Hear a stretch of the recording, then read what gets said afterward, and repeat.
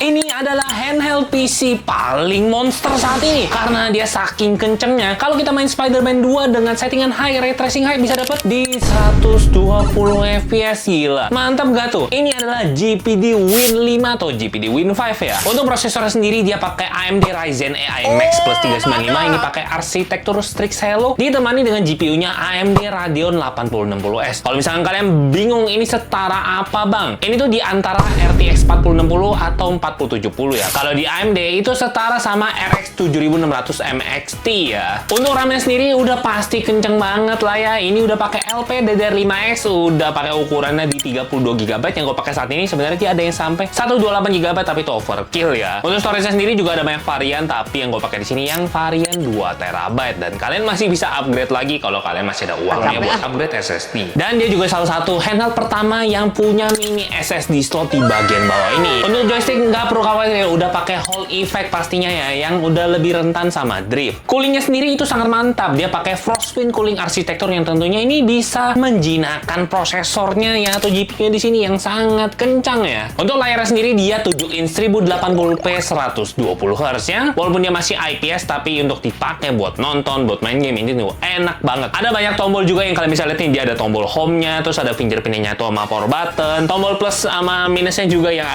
agak menyeleneh ya, sama home itu di bagian bawah sini. Nah, baterai ini sangat unik. Baterainya ukuran 80Wh dan kita bisa lepas atau ini detachable ya. Karena kalau pakai baterai itu maksimal cuma bisa di 45Wh. Kalau kalian colok sama chargernya segede gaban ini, itu kita bisa mainin sampai 80W. Yang tentunya langsung kita bahas performance-nya. Kita mulai dari yang game enteng dulu ya. Kalau untuk game enteng sendiri di Trails from Zero, uniknya kalau di Windows biasanya kita di 5W itu udah nge-lag banget, tapi di sini masih lancar, masih bisa dapat di kisaran 80 sampai 120 fps ya. Ini tergantung misalnya lagi di jalan-jalan kota, kadang-kadang ya ada turun penurunan tapi nggak stuttering. Ini yang gua sangat seneng, jadi baterainya sangat awet tentunya. Lalu Spider-Man 2 yang tadi gue bilang ini pakai settingan high, ray tracingnya nyala juga di high. Itu kalau kita main di mode 40W itu bisa dapat fps-nya di 80 sampai 100 fps. Kalau kita tingkatin pakai 80W-nya tentunya bisa dapat di 120 fps lebih. Ya ini udah jelas nyaman banget. Tapi tentu ada kelemahannya kalau di 80W itu kipasnya lumayan berisik ya. Lanjut ke 007 First Light. Ini kita main di 80W. Settingannya high, bisa dapat